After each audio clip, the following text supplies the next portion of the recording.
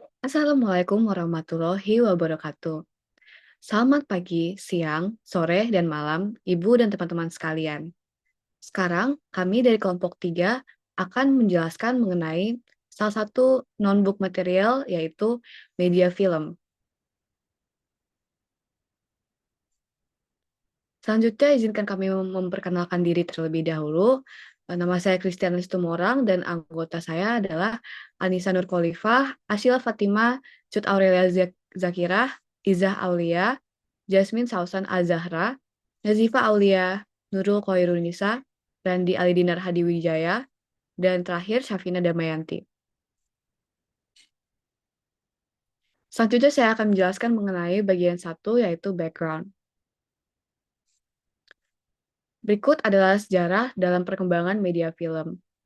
Pada tahun 1870 sampai 1893, Edward Muybridge berhasil membuat film tentang pergerakan hewan dan manusia. Lalu, pada tahun 1889, kamera film pertama berhasil dibuat, yaitu kamera yang menggunakan strip film untuk merekam gambar secara berurutan dengan satu kamera. Lalu, selanjutnya pada tahun 1895, dibuatnya film pertama oleh Lumiere, yaitu bernama Pekerja Meninggalkan Pabrik Lumiere, yang menampilkan pemandangan sederhana para pekerja keluar dari pabrik keluarga mereka di Lyon.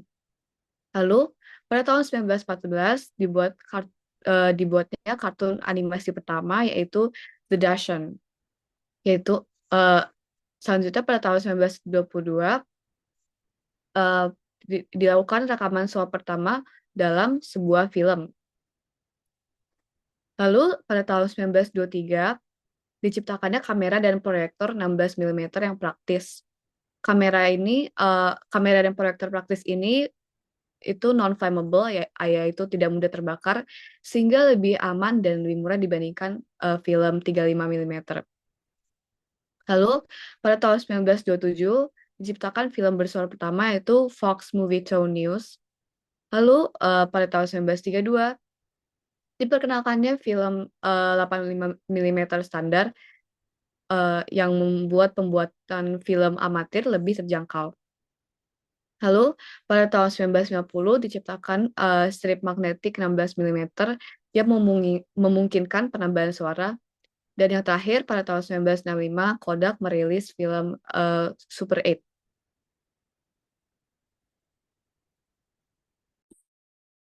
Lalu izinkan saya dan Ashila untuk menjelaskan part 2 The User. Film merupakan salah satu bentuk non-book material NBM yang memiliki peran penting dalam memenuhi kebutuhan informasi, edukasi, dan hiburan bagi pengguna. Koleksi film di perpustakaan adalah salah satu indikator layanan yang maju. Namun tantangan yang sesungguhnya adalah membuat film tersebut dapat diakses dan digunakan secara efektif oleh audiens yang dituju, baik itu edukasi, penelitian, dan rekreasi. Berdasarkan klasifikasi dalam literatur kepustakaan, Fothergill dan Rothschild 1990, penggunaan dapat dibedakan menjadi user, non-user, client, dan non-client. User ini adalah individu yang menggunakan film baik dalam konteks perpustakaan maupun di luar. Non-user ini adalah individu yang tidak menggunakan film sama sekali. Client adalah pengguna yang memanfaatkan film melalui layanan perpustakaan. Klien pengguna film yang tidak mengakses melalui perpustakaan, misalnya melalui platform streaming komersial.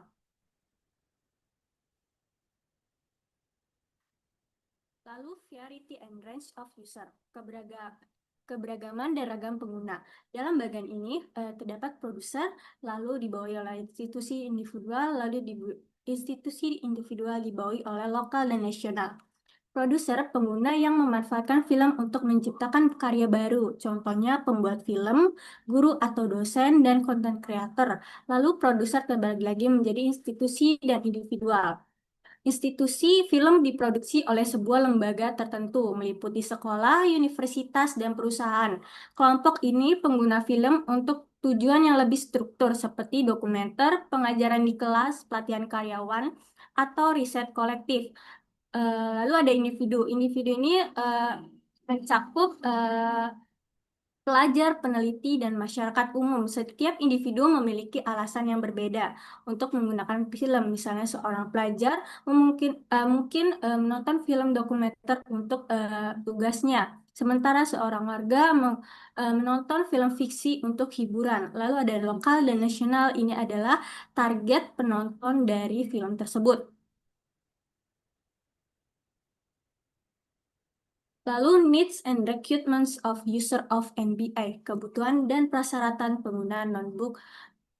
Yang pertama adalah kebutuhan materi film yang relevan. Di sini ada specific content. Film yang sesuai dengan tujuan penggunaan bisa berupa film dokumenter tentang topik spesifik seperti sejarah, biologi, dan lainnya. Film pendidikan yang mendukung guru, murid, dan kurikulum, atau film fiksi untuk hiburan.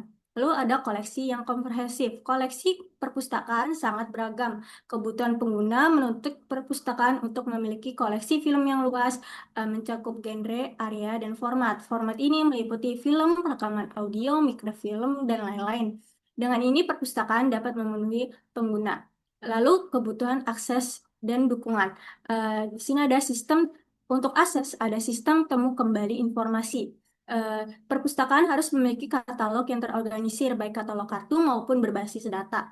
Dengan sistem temu kembali ini memudahkan pengguna untuk mencari film bisa dengan berdasarkan judul, subjek, format, atau produsen. Lalu dukungan ini adalah bisa berupa bimbingan profesional. Bimbingan profesional ini perpustakaan memegang peran penting dalam membantu pengguna, misalnya membantu peneliti untuk menemukan dokumenter atau membantu siswa untuk mencari film dan memutarnya. Lalu kebutuhan peralatan dan fasilitas. Peralatan ini mencakup peralatan untuk materi audiovisual seperti proyektor film, pemutar video. Lalu ada peralatan untuk materi mikrofon, pembaca mikrofilm atau microsur ini adalah untuk memperbesar gambar agar bisa dibaca di layar. Lalu ada mesin fotokopi mikrofilm untuk membuat salinan dari mikrofilm. Lalu peralatan untuk materi berbasis komputer. Nah, komputer ini bisa eh, perangkat lunak khusus. Lalu fasilitas-fasilitasnya ini adalah ruang yang didedikasi, seperti ruangan bioskop khusus yang ada di perpustakaan atau di kelas terdapat proyektor untuk menunjang pembelajaran.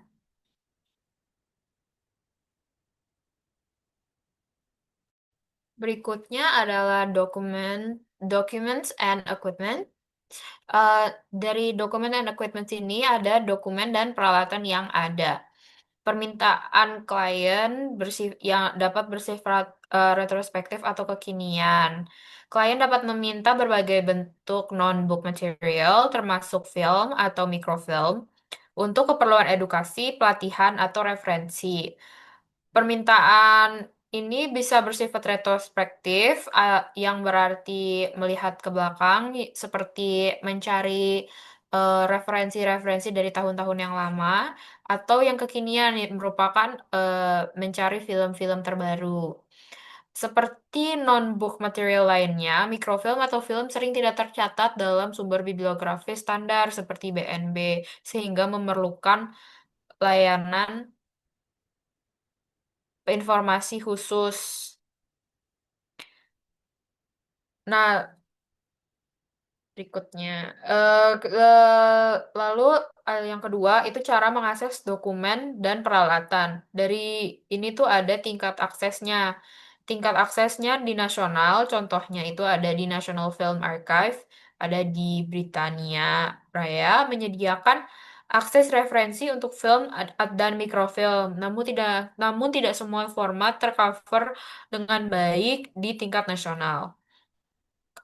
Kemudian tingkatan aksesnya ada juga tingkatan lokal, yaitu itu ada di perpustakaan daerah atau lembaga pendidikan yang mungkin menyediakan koleksi mikrofilm atau film untuk dipinjamkan atau referensi, terutama yang relevan dengan kebutuhan lokal. Akses ke mikrofilm atau film memerlukan peralatan khusus seperti microfilm reader untuk membaca mikrofilm atau proyektor film eh, atau pemutar video untuk film. Nah, cara menggunakan dokumen dan eh, peralatannya itu ada di peran pustakawan untuk membantu untuk membantu menemukan materi yang diperlukan dan mengajar cara menggunakan peralatan dan format and non-book material. Nah, panduan pengguna juga mungkin disediakan berupa lembar instruksi untuk peralatan, pelatihan singkat untuk pengguna, atau bantuan dalam memproduksi atau mengadaptasi materi.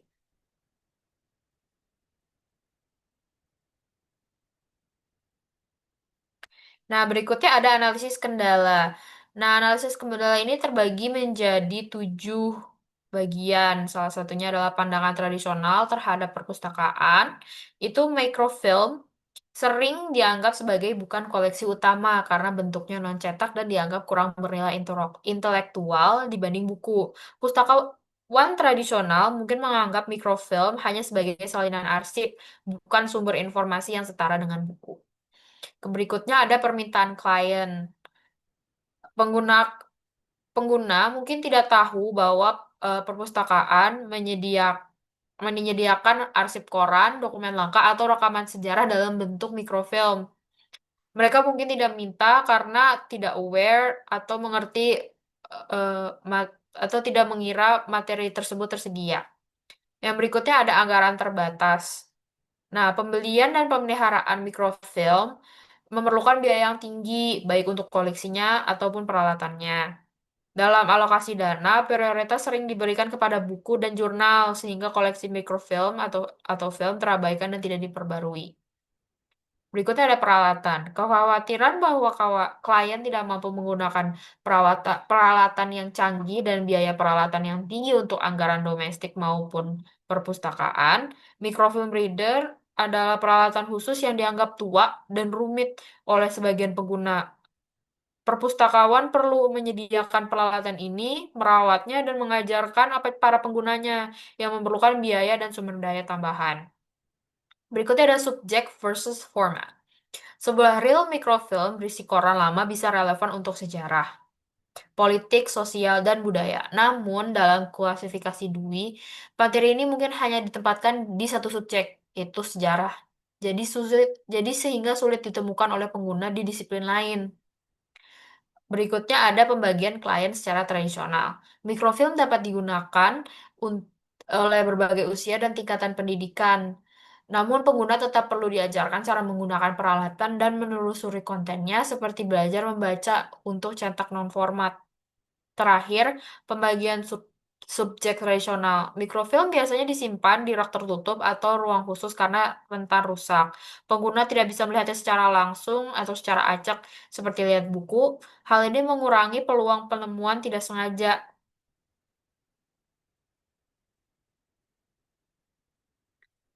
Eh, Lalu terakhir dari bagian user adalah non-book material sebagai materi arsip.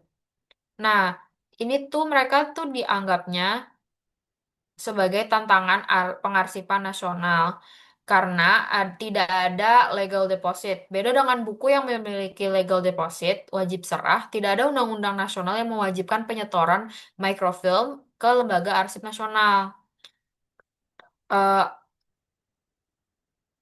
Tantangan ini juga karena adanya ketergantungan pada donasi. Lembaga seperti National Film Archive dan National Sound Archive mengandalkan donasi dan warisan, bukan sistem deposito yang terstruktur.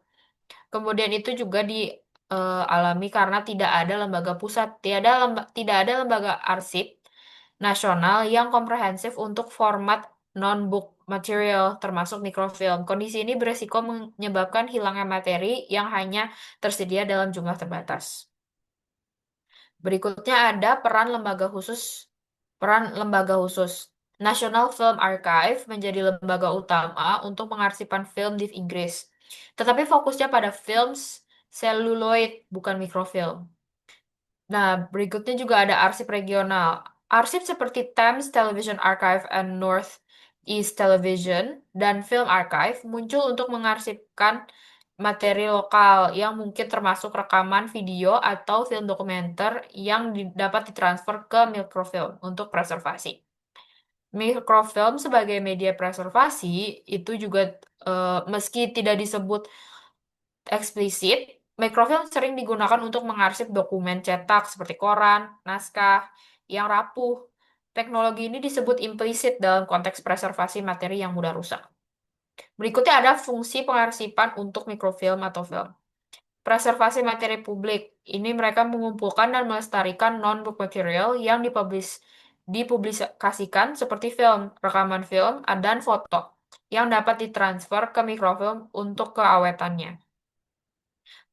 Lalu ada materi bermuatan lokal. Materi bermuatan lokal ini mengarsipkan foto-foto sejarah, rekaman suara, dan film dokumenter lokal yang memiliki nilai kultur. Materi transien pun juga menggunakan rekaman oral, histori, atau dokumen visual untuk menghadirkan bukti sejarah yang tidak tercatat dalam bentuk tertulis. Akses ke materi langka. Mikrofilm memungkinkan ke dokumen tanpa harus menyentuh ke fisik asli yang rapuh. Kemudian ada kendala fisik dan teknis. Kerusakan material seperti film seluloid nitrat mudah terbakar dan terurai dalam 50 tahun. Mikrofilm, walau lebih stabil, juga rentan terhadap jamur, kelembahan, dan degradasi kimia jika tidak disimpan dengan benar. Kebutuhan master copy. Harus ada salinan master yang dijaga untuk keperluan preservasi, sementara yang salinan lain digunakan untuk akses. Lainnya ada juga migrasi format. Lembaga mulai beralih ke format digital seperti video disk untuk preservasi, tetapi stabilitas jangka panjangnya masih dipertanyakan. Mikrofilm diangkat sebagai format preservasi jangka panjang yang andal. Berikutnya ada akses dan pengguna. Meskipun preservasi adalah prioritas, akses publik tetap penting. Lembaga arsip menyediakan salinan distribusi untuk penelitian masyarakat. Kemudian terakhir itu ada perbandingan dengan Amerika. Amerika Serikat. Amerika Serikat lebih maju dalam pengarsipan non-book material karena kesadaran akan nilai informasinya dan dukungan sistem yang baik. Library of Congress memiliki koleksi non-book material terbesar di dunia, termasuk jutaan foto, film, dan rekaman suara yang diarsipkan melalui sistem donasi, deposito hak cipta, dan pembelian. Begitu dari bagian fungsi pengarsipan mikrofilm dan film. Bisa diteruskan ke the materials. Baik, untuk selanjutnya, part 3 The Materials akan dilanjutkan oleh saya, Nurul, dan juga Nazifah. Boleh dilanjut? Yang pertama, materials dari film fotografi. Nah, film fotografi ini memiliki lapisan emulsi di atas bahan dasar polyester. Lapisan ini berfungsi menangkap cahaya, sehingga gambar terbentuk melalui reaksi kimia, di mana bagian belakang dari film ini mengkilap, sedangkan sisi emulsinya ini terlihat lebih kusam. Kemudian kan disebut lapisan emulsi itu apa? Nah, lapisan emulsi itu adalah lapisan tipis yang mengandung butiran perak halida yang ditanamkan dalam gelatin. Gelatinnya ini berfungsi sebagai medium untuk menahan dan menyebarkan kristal perak halida secara merata di atas dasar film yang biasanya terbuat dari polyester atau selulosa asetat. Kemudian bagaimana cara kerja bahan-bahan ini untuk menghasilkan gambar. Jadi cara kerjanya itu ketika cahaya masuk melalui lensa kamera dan mengenai film, partikel cahaya atau fotonnya ini akan bereaksi dengan kristal perak halida. Reaksi kimia ini akan membentuk gambar laten, yaitu gambar yang masih belum terlihat oleh mata. Kemudian gambar ini baru muncul setelah film diproses dengan larutan kimia di kamar gelap. Kita juga bisa mengenali film fotografi dari lubang-lubang kecil yang ada di tepinya ini. Di lubang ini itu berfungsi untuk menarik film melewati kamera ataupun proyektor. Selain itu, film juga dapat menyimpan suara. Pada film bioskop lama, suara optik ditandai oleh garis putih bervariasi atau pola silang di sisi film. Kemudian untuk suara magnetik ditandai oleh adanya garis coklat. Boleh dilanjut?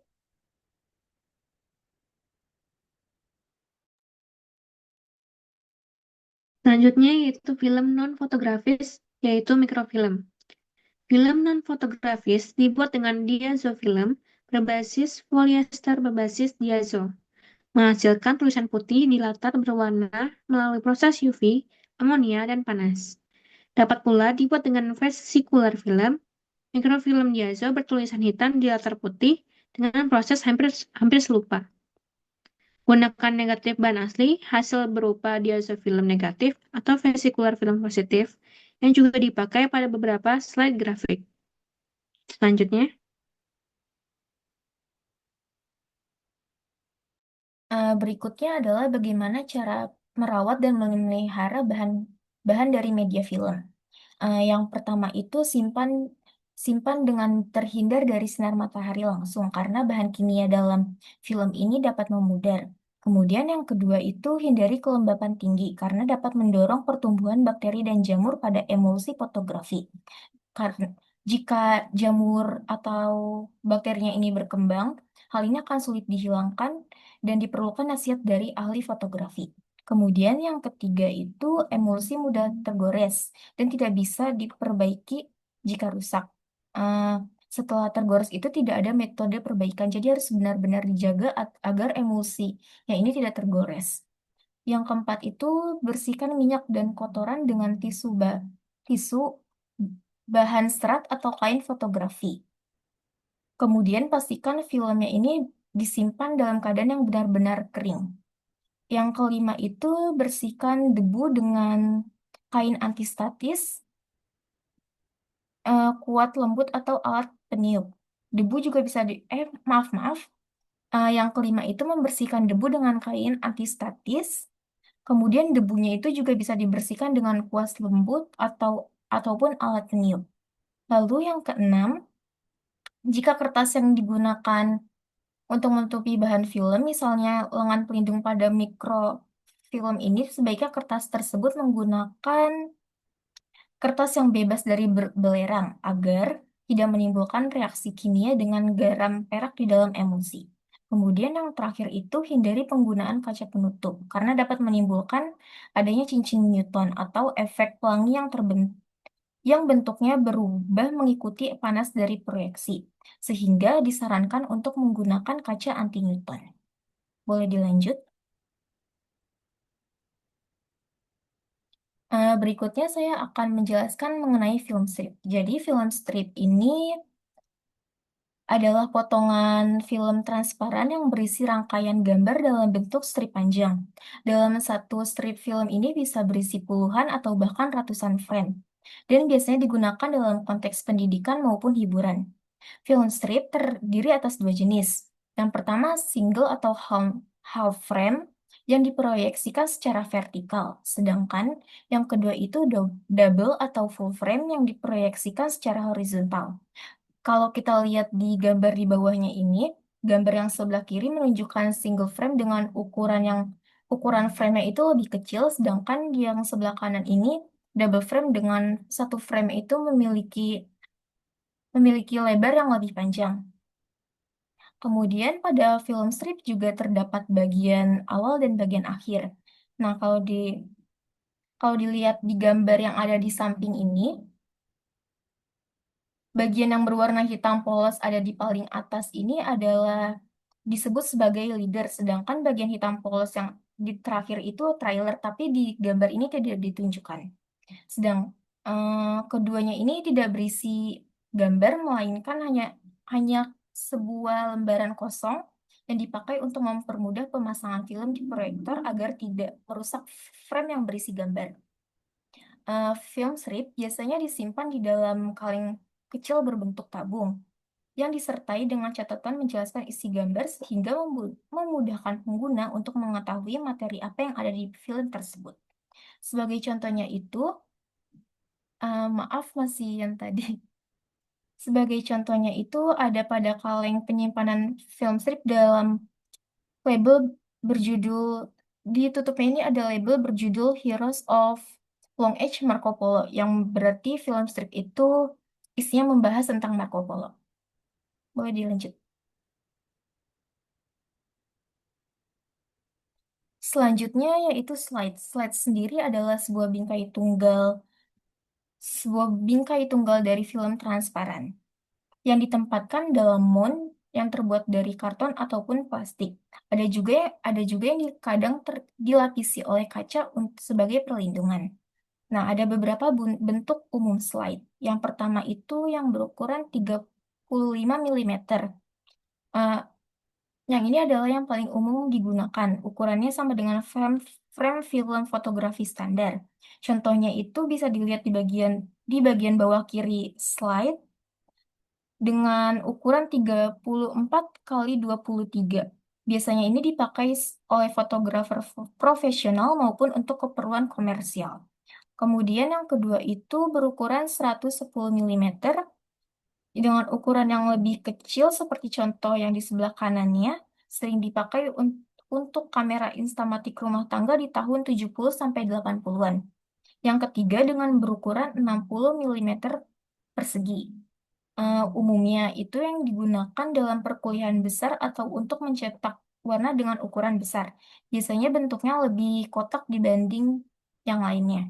Kemudian ada pula ukuran khusus 200 dengan ukuran khususnya itu 250 mm persegi yang biasanya dipakai dalam proyektor overhead. Slide ini berukuran besar dan transparannya lebar sehingga cocok untuk kelas besar. Sekian, boleh dilanjut.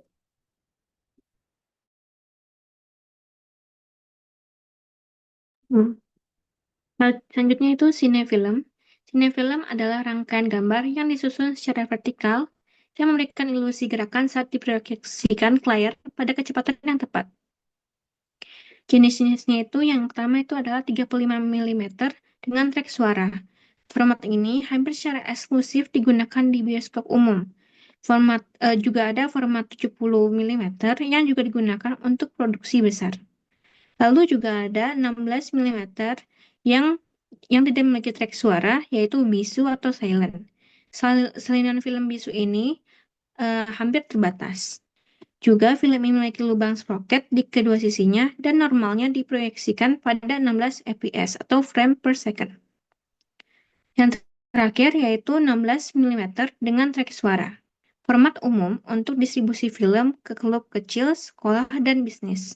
Diproyeksikan dengan kecepatan 24 bingkai per second atau fps. Trek suaranya biasanya optik yang ditandai dengan garis putih di samping dan tidak dapat diubah. Namun, untuk beberapa film menggunakan trek suara magnetik yang ditandai dengan garis coklat yang dapat dihapus. Semua jenis sinefilm biasanya disimpan dalam gulungan terbuka atau open reel. Stok film yang usang seperti 8 mm dapat ditransfer ke kaset video. Untuk perbaikan film yang robek, terutama di sekitar lubang sprocket, dilakukan dengan memotong bagian yang rusak dan menyambungkannya kembali. Selanjutnya, yaitu mikrofilm. Mikrofilm adalah format film yang digunakan untuk menyimpan gambar dokumen dalam ukuran yang diperkecil secara signifikan. Terdapat beberapa konfigurasi utama dari format ini.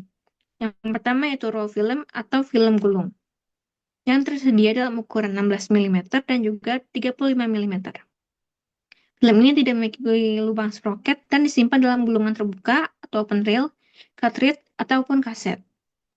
Pada gambar pada film 16 mm dapat diatur dalam comic mode, orientasi potret, atau cine mode, orientasi landscape. Di sebelah tulisan raw film atau film gulung ini adalah sebuah gambar bentuk dari raw film ini. Untuk yang bagian pertama itu yang ABC yang dapat kita baca dari kiri ke kanan, itu yang di atasnya itu adalah comic mode, yang di bawahnya itu adalah cine mode, yang A-nya itu terbalik. Selanjutnya yaitu cartridge yang berisi satu gulungan dan harus diputar ulang sepenuhnya untuk dilepaskan, sedangkan kaset berisi dua gulungan sehingga dapat dikeluarkan dari perangkat lama saja. Ini adalah penyimpanan dari raw film ini. Bentuknya itu dapat dilihat di gambar di sebelah tulisannya. Selanjutnya yaitu adalah aperture cards atau kartu jendela. Kartu standar yang memiliki sebuah jendela untuk menciptakan satu bingkai mikrofilm. Kartu ini dapat diberi tulisan untuk tujuan referensi atau dilubangi untuk penyortiran mekanis. Nah, di sebelahnya ini tuh adalah sebuah gambar dari aperture cards yang memiliki lubang-lubang ini disebutnya dengan kartu Hollerith. Nah, sejenis kartu jendela yang dilengkapi dengan lubang-lubang yang berisi informasi mengenai apa yang ditembakkan pada film. Lalu yang ketiga yaitu adalah microfiche. Format ini menyajikan gambar-gambar mikro dalam susunan grid pada selembar film transparan, umumnya berukuran 148 x 105 mm atau ukuran A6, dan juga terdapat sebuah strip di sepanjang tepi atas yang berisi tulisan yang dapat dibaca mata untuk mengidentifikasi apa isi dari film-film tersebut. Lalu yang terakhir adalah jacket fish atau fish berjaket. Merupakan versi microfiche yang dapat disesuaikan di mana potongan-potongan film gulung dimasukkan ke dalam saluran plastik pada sebuah jaket transparan. Format ini memungkinkan pembaruan dan penyusunan ulang konten dengan mudah. Nah, di antara microfiche dan jacket fish ini adalah sebuah gambar yang menggambarkan microfiche dan juga jacket fish. Untuk yang pertama, yang latarnya itu lebih banyak hitamnya itu yang bagian atas adalah gambaran microfiche, yang di bawahnya yaitu adalah jacket fish. Oke, terima kasih. Selanjutnya. Oke, mungkin selanjutnya akan bahas tentang part 4 yaitu the user dan materials. Jadi dalam konteks lembaga informasi, sebelumnya. Ya, kita bahas secara umum dulu. Dalam konteks lembaga informasi seperti perpustakaan, arsip, maupun pusat dokumentasi, keberadaan user dan material itu merupakan dua elemen yang nggak bisa dipisahkan. Karena pengguna hadir dengan kebutuhan informasi tertentu, sedangkan material berfungsi sebagai sarana pemenuhan kebutuhan tersebut. Salah satu bentuk material yang sering digunakan adalah NBM, yaitu non-book material, khususnya dalam format film. Nah, NBM film mencakup berbagai bentuk seperti film edukasi, dokumenter, slide, hingga mikrofilm. Setiap jenis material ini memiliki karakteristik dan fungsi yang berbeda. Keberadaan material saja nggak cukup, ia baru memiliki nilai ketika dapat diakses dan digunakan oleh pengguna dengan bantuan fasilitas yang sesuai. Oleh karena itu, hubungan antara pengguna dan material bersifat timbal balik.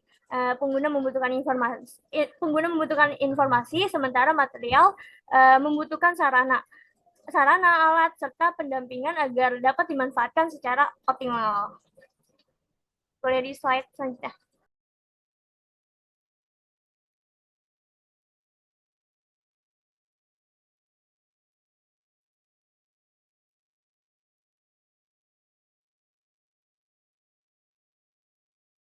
Ini selanjutnya Safina ya.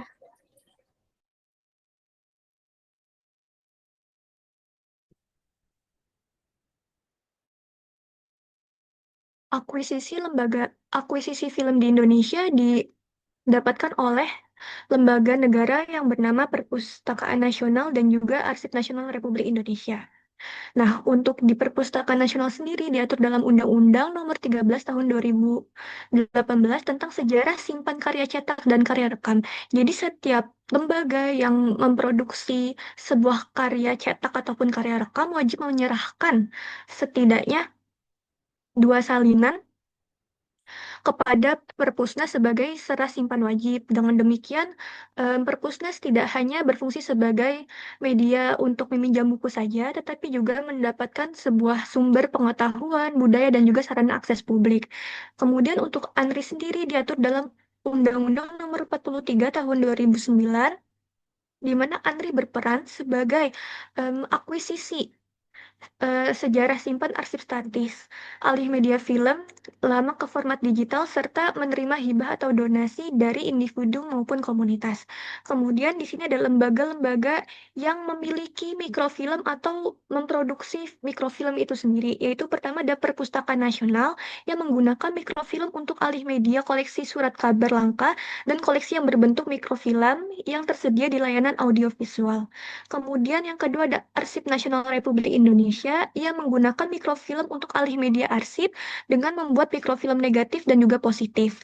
Mikrofilm positif nantinya dapat dipinjam oleh pengguna, sementara mikrofilm negatif hanya tidak dapat dipinjam oleh pengguna dan menjadi milik Arsip Nasional. Kemudian ada Kementerian Kesekretariatan Negara yang menggunakan mikrofilm untuk menyimpan arsip penting, khususnya surat-surat bernilai strategis seperti arsip bertanda tangan presiden. Dan yang terakhir ada media Kompas yang juga memakai media mikrofilm sebagai alat penyimpanan dan alat alih media surat kabar lama yang diproduksi oleh Kompas yang tersedia di Pusat Informasi Kompas sendiri. Boleh di next? Saya akan menjelaskan bagian klasifikasi dari media film.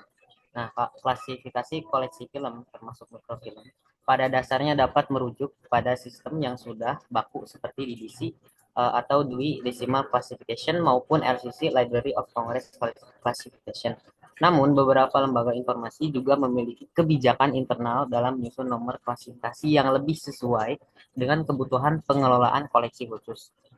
Sementara itu, kegiatan katalogisasi dapat dilakukan dengan mengacu pada standar internasional seperti AACR2 dengan prinsip 8 daerah ISBB ataupun menggunakan standar yang lebih mutakhir yaitu RDA Resource Description and Access. Di Perpustakaan Nasional Republik Indonesia, misalnya koleksi mikrofilm dikatalogisasi dengan menggunakan RDA dalam format MARC. Sedangkan untuk klasifikasinya, lembaga ini menetapkan nomor panggil tersendiri sesuai kebijakan internal.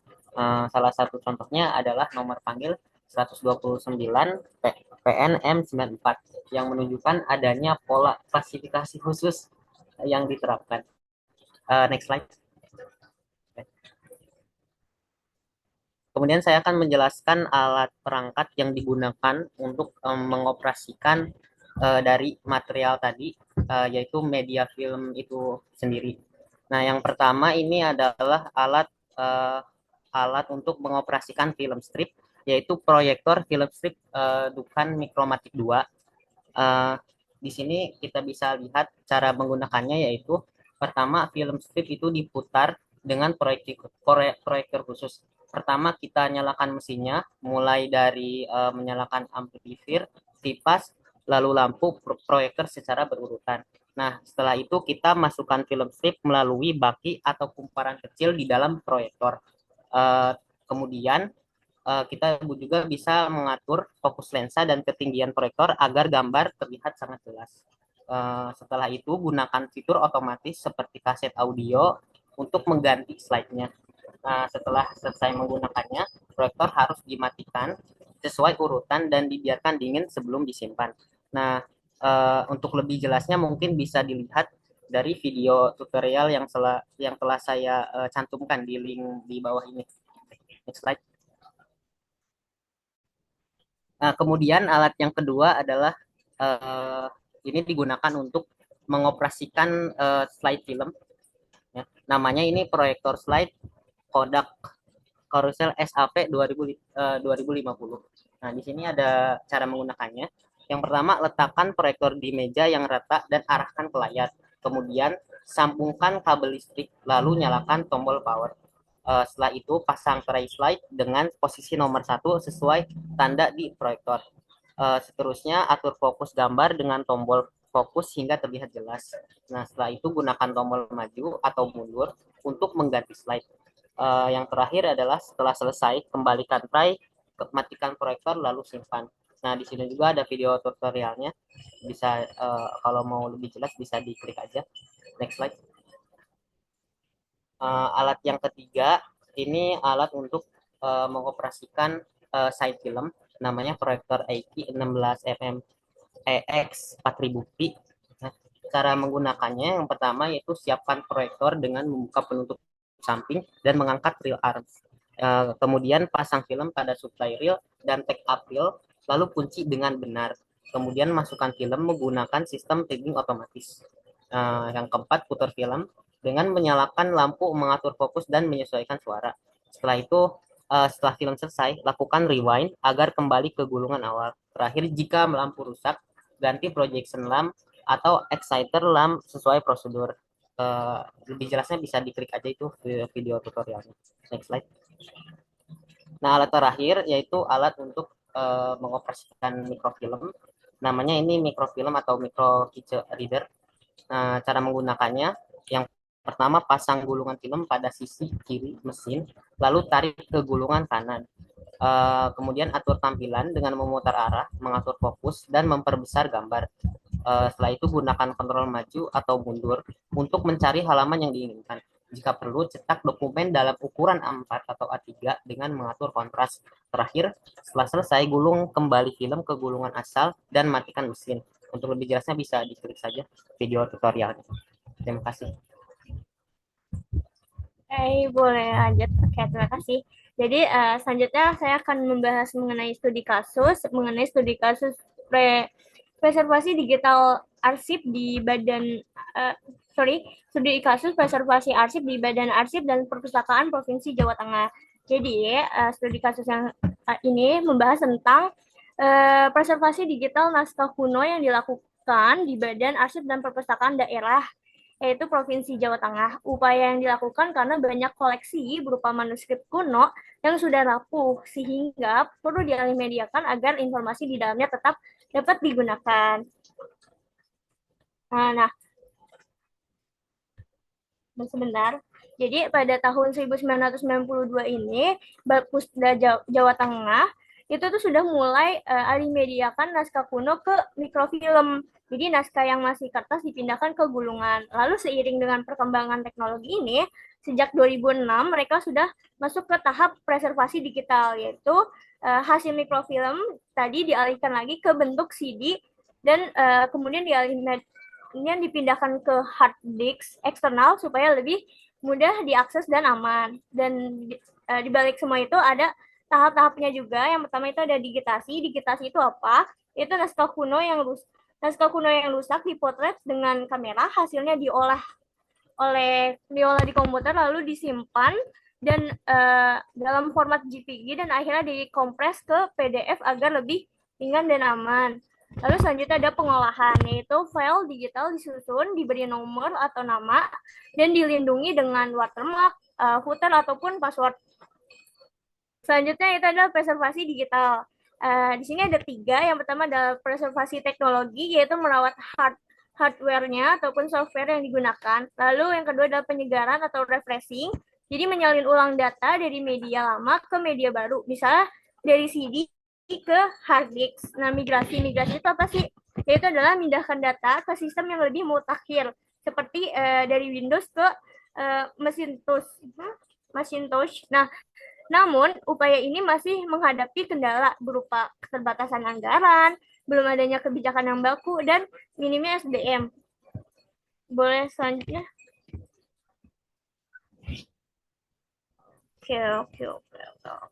Oke. Selanjutnya ini adalah pandangan studi kelompok kami mengenai kasus ini. Jadi berdasarkan ini berdasarkan yang pertama, karena yang kedua lagi nanti ada perpustakaan. Di arsip dan perpustakaan tersebut terdapat beberapa pandangan dari kelompok kami. Pada studi kasus di arsip, menurut kelompok kami, alih media ke mikrofilm pada awalnya adalah bentuk preservasi preventif, yaitu adalah bertujuan untuk melindungi arsip naskah kuno yang fisiknya sudah rentan. Akan tetapi saat kemudian dipindahkan kembali ke hard disk, tindakan ini bersifat reaktif karena terjadi setelah kita mengetahui ada kelemahan dari mikrofilm gitu. Mikrofilm terungkap yaitu mudahnya rusak dan pembacanya tidak selalu jelas. Maksudnya itu berarti nggak terlalu jelas hasilnya gitu. Nah, situasi ini pasti berisiko pada kelangsungan informasi yang ada dalam arsip tersebut. Lalu, arsip tidak hanya harus terlindungi secara fisik, tetapi juga harus tetap dapat dibaca dan mudah diakses. Oleh karena itu, pilihan untuk tidak melestarikan mikrofilm dan beralih ke media digital yang lebih tahan lama sebagai strategi penyesuaian agar koleksi naskah kuno tetap terjaga dan dapat dimanfaatkan oleh generasi yang mendatang. Oke, boleh next selanjutnya.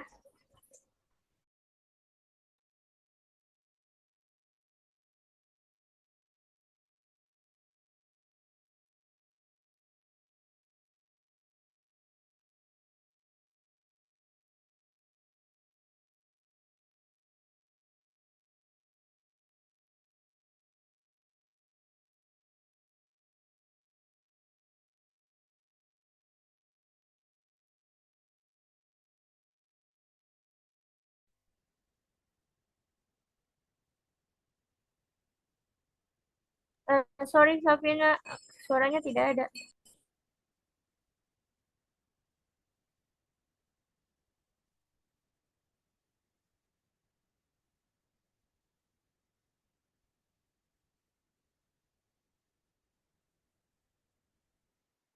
Yang kedua, ada studi kasus mikrofilm di perpustakaan, yaitu dalam artikel yang berjudul Newspapers and Persisting Usefulness of Microfilm, A Matter of Context, yang ditulis oleh Joel Roberts pada tahun 2022. Dalam artikel tersebut menjelaskan tentang koran dan penggunaan mikrofilm yang tetap relevan. Tetapi ternyata banyak sekali perpustakaan yang sudah meninggalkan media mikrofilm karena dianggap sudah tidak praktis dan mudah rapuh. Salah satunya ada di The Family History Library in Salt Lake City yang sudah meniadakan akses mikrofilm untuk publik karena mikrofilm tersebut sudah dialih mediakan ke digital. Nah, tetapi penulis pun mengadakan survei yang hasilnya responden lebih menyukai koran yang tersedia dalam bentuk digital. Hal ini karena media digital dianggap lebih nyaman daripada mikrofilm yang rentan dan sulit penggunaannya. Nah, tetapi beberapa pihak termasuk penulis artikel tetap mendukung adanya alih media koran dalam bentuk film. Karena apa? Karena mereka berpendapat bahwa keutuhan informasi dan yang ada dalam koran ini tetap terjaga kayak seperti iklan yang ada di koran tersebut. Biasanya kalau misalnya dialih mediakan ke digital akan dihilangkan karena hanya mengambil informasi-informasi utamanya saja. Tetapi kalau di media mikrofilm tersebut karena mencakup semua yang ada di koran sehingga iklan-iklan yang ada di koran tersebut tetap ada sehingga menjadi nilai historis dalam masa yang sedang dibahas. Nah, dalam sebuah disertasi yang ditulis oleh penulis juga, ia terbantu dengan informasi lengkap yang ada di mikrofilm karena memberikan sejarah yang runtut dan lengkap mengenai lini masa objek yang sedang diteliti. Yang tentunya menjadi kelebihan dibandingkan dengan media digital yang hanya mengambil informasi utamanya saja seperti sudah disebutkan dan jarang tidak menginput informasi pelengkap seperti film. Kemudian seorang pustakawan juga bernama Parnelson juga menyebutkan bahwa menjaga keterhubungan antar edisi surat kabar adalah hal yang sulit dan tidak mudah diterapkan pada pelestarian koran yang hanya ada secara online. Jadi kalau misalnya koran-koran yang online itu terkadang tidak terjaga nih edisi mana apakah berurutan atau tidak. Nah, kemudian ada masalah lagi penyimpanan mikrofilm yang menjadi masalah dalam penggunaan ruang. Biasanya di perpustakaan karena banyak sekali koleksi yang dimikrofilmkan akhirnya membutuhkan ruang yang berlebih. Namun, permasalahan ini dapat diatasi dengan menyimpannya di rak non utama atau di sebuah ruangan cadangan atau depo penyimpanan yang hanya dapat diakses ketika pemustaka ini memesan mikrofilm tersebut terlebih dahulu. Boleh di next. Oke, ini pandangan studi kasus sebelumnya, yaitu di perpustakaan kami berpandangan bahwa media mikrofilm dapat terus dilestarikan karena memiliki nilai historis dan kontekstual yang tidak dapat tergantikan. Tentunya dengan selalu menjaga bahan mikrofilm itu sendiri karena mudah rapuh. Namun kami juga setuju dengan pandangan bahwa mikrofilm dapat didigitalisasi karena saat ini setiap orang itu bekerja dari mana saja, sehingga akan merepotkan apabila saat menggunakan mikrofilm alat pembacanya terbatas dan hanya dapat digunakan di tempat-tempat tertentu saja. Dan kami juga setuju bahwa walaupun sudah digitalisasi, Mikrofilm harus tetap disimpan karena terdapat informasi yang hanya terdapat di mikrofilm tersebut saja. Boleh di next.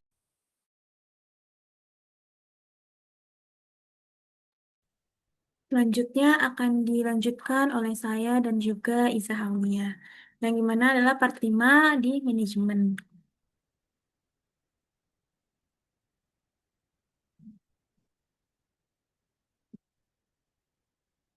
Manajemen sendiri itu dibagi menjadi 4 bagian. Yang pertama ada physical environment, yang kedua ada staffing requirements, yang ketiga ada financial implication, dan terakhir ada physical control. Nah, manajemen untuk media film di perpustakaan itu perlu diolah dengan baik supaya koleksi buku dan juga non-buku itu dapat dimanfaatkan secara optimal. Nah, kehadiran NBM juga itu menambah tantangan karena membutuhkan peralatan khusus dan juga edukasi bagi para pengguna. Namun, namun dengan paket pembelajaran tersebut serta dukungan dari si pustakawan. Nah, pemanfaatannya juga dapat lebih efektif. Perpustakaan itu berperan penting sebagai pusat informasi modern sekaligus fasilitator akses pengetahuan bagi semua lapisan masyarakat. Yang pertama, yaitu the physical environment, yaitu tentang kondisi fisik dan juga tata letak perpustakaan untuk buku dan juga non-buku. Yang pertama yaitu mengatasi bahaya. Nah, bahaya utama bagi NBM itu yang pertama ada suhu dan juga kelembapan ekstrim. Terus ada juga debu dan medan magnet. Terus perlu juga dicek secara berkala agar tidak ada kerusakan. Debu itu bahaya banget bisa bahaya banget karena itu bisa merusak film, lensa, dan juga membuat hasil tidak jelas. Terus yang kedua ada pasokan listrik. Nah, di mana itu sebagian besar peralatan NBM itu butuh listrik utama, kayak baterai isi ulang yang bisa jadi alternatif. Terus juga soket listrik itu harus aman, kayak ada saklarnya, ada pelindungnya, dan juga mudah dijangkau. Terus juga hindari kabel yang menjuntai di lantai karena itu berbahaya, bisa membuat orang jatuh. Yang ketiga ada penerangan atau lightning. NBM itu bakalan rusak kalau misalkan terkena sinar matahari langsung. Terus juga kalau misalkan cahayanya terlalu terang itu bakalan membuat layar sulit dilihat. Terus juga tingkat kecerahan layar itu harus sama dengan cahaya sekitar supaya mencegah mata para pengguna itu lelah. Terus yang keempat ada posisi melihat atau mendengarkan. Nah, awalnya alat NBM ini juga disimpan di bilik khusus supaya nggak diganggu sama orang lain. Tapi sekarang itu bisa ditempatkan lebih terbuka karena ada headphone dan juga lebih modern. Jadi si NBM ini biasanya udah ditaruh di tempat sebelahnya buku-buku, rak-rak buku. Jadi mereka bisa secara terbuka untuk menggunakannya. Terus yang kelima, menjelajah atau penelusuran. Nah, untuk mendorong penelusuran, kayak alat sederhana, misalnya kotak cahaya ataupun pemutar kaset itu bisa ditempatkan di dekat rak-rak buku. Terus juga perangkat lunak komputer atau video itu kan agak sulit dijelajahi, jadi biasanya itu hanya bisa lewat informasi cetak saja. Terus kalau untuk yang terakhir yaitu bidang teknis. Nah, itu bidang teknis itu ada 3 fungsi. 3 fungsi utamanya itu ada di area teknis di perpustakaan. Misalnya ada perbaikan peralatan. Nah, perbaikan peralatan ini kayak ganti suku cadang, lampu, ataupun servis-servis ringan. Terus yang kedua ada perbaikan bahan. Misalnya sambung film, rekam ulang pita video, ataupun buang bahan yang rusak. Terus yang ketiga ada produksi, yaitu membuat salinan baru, misalnya mikrofilm ataupun kaset, atau produksi materi sendiri jika dibutuhkan.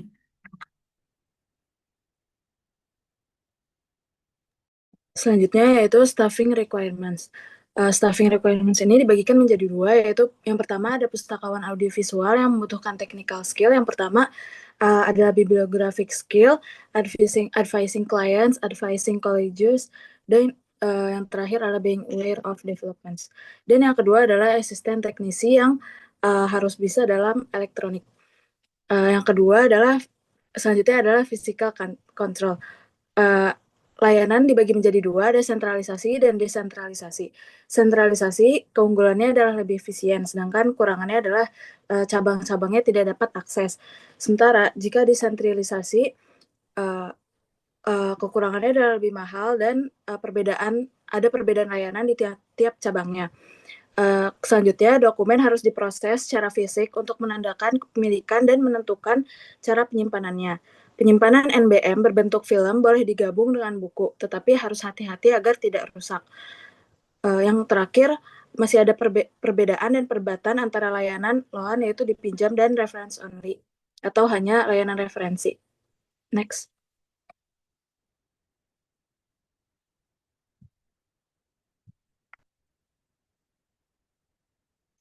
Yang terakhir adalah financial implications. Dana harus terpusat dan tidak ada pemisahan antara dana buku dan dana NBM agar layanan tidak terhambat. NBM memakan biaya yang mahal. Oleh karena itu, pembelian dapat dilakukan secara kolektif dengan lembaga lain. Biaya tahunan biasanya memakan 10% harga alat. Biaya penggantian alat dihitung sejak awal pembelian. Biaya tambahan selain pembelian alat itu meliputi listrik, keamanan, perlengkapan tambahan, pemakaian layanan pihak ketiga. Masalah yang timbul dari financial implications ini adalah alat cepat usang dan harus menyediakan alat baru.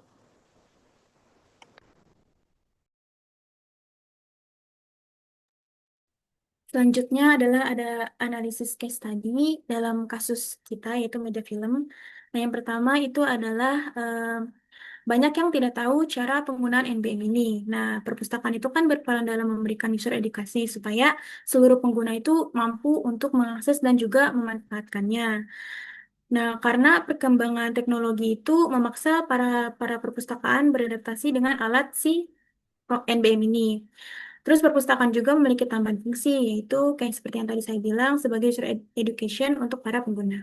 Terus yang kedua ada tingginya biaya pencetakan atau biaya cetakan yang cukup mahal. Nah, perpustakaan itu perlu menyediakan fasilitas cetak NBM yang juga dilengkapi dengan bimbingan pustakawan bagi masyarakat. Terus yang ketiga adalah keterbatasan bimbingan petugas. Nah, seluruh pustakawan itu wajib memiliki kompetensi teknis dan bibliografis terkait NBM, nah juga serta mampu memberikan panduan kepada pengguna. Di era modern itu kayak sudah tidak ada pemisah antara pustakawan khusus ataupun pustakawan khusus buku ataupun pustakawan khusus untuk audiovisual, dan jadi semua pustakawan itu wajib untuk bisa mengedukasi mengenai buku maupun non-buku. Selanjutnya akan dilanjutkan oleh Isaulia. Yang keempat, jumlah perangkat baca terbatas. Hal ini dapat diselesaikan dengan perpustakaan dapat melakukan pembelian bersama dengan lembaga lain atau menyewa perangkat dari pihak ketiga. Yang nomor 5, sistem peminjaman kurang efisien. Hal ini dapat diselesaikan dengan peminjaman dapat dilakukan dalam bentuk digital maupun salinan, disertai panduan berupa video atau cetak. Yang keenam, minimnya informasi tentang koleksi mikrofilm atau mikrofis. Penyelesaiannya adalah koleksi dapat dipromosikan melalui poster infografis dan integrasi dalam katalog daring dan perpustakaan. Sekian presentasi dari kami tentang bahan non-buku media film. Kurang lebihnya mohon maaf. Waalaikumsalam warahmatullahi wabarakatuh.